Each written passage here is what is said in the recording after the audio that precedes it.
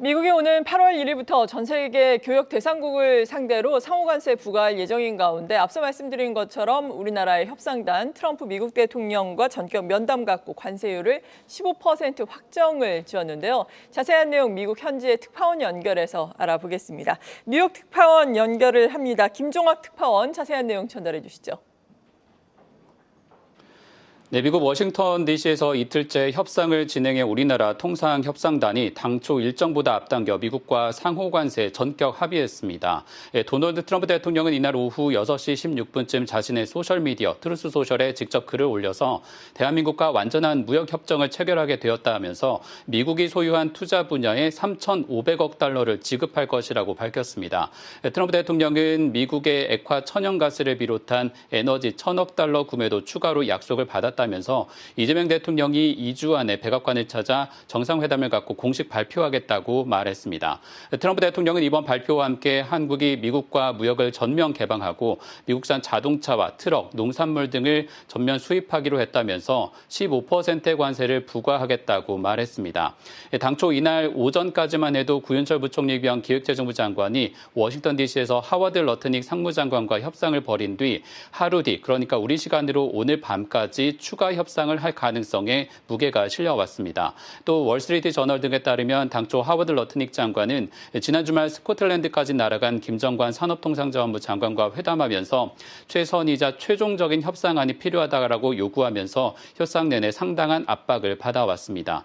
이번 우리나라의 합의는 당초 협상단이 제시한 것과 트럼프 대통령이 공개된 메시지들과는 다소 차이가 있는 것으로 전해집니다. 또한 일본과 유럽연합과 마찬가지로 미국에 상당한 규모의 투자를 약속한 대가로 약 500조 원 가까운 막대한 금액을 지불해야 하는 부담도 해결해야 합니다.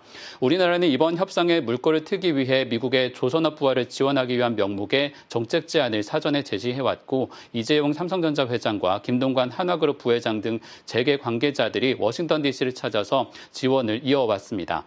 한편 이날 트럼프 대통령은 다가오는 상호관세 유예 마감을 앞두고 주요 교역국에 대한 압박 수위를 크게 높이고 있습니다. 특히 중국과 러시아를 중심으로 구성되어 있는 브릭스를 겨냥해서 미국과 적대적인 그룹으로 지정하고 이에 동참한 나라들의 고유 관세를 매기겠다는 위협을 내놓고 있습니다. 브라질은 미국이 흑자를 내는 나라임에도 불구하고 10% 관세에 추가로 40%를 부여받아서 총 50%의 관세를 물게 됐고 인도는 러시아를 지원한다는 이유로 25% 관세 외에 추가 제재를 받게 됐습니다.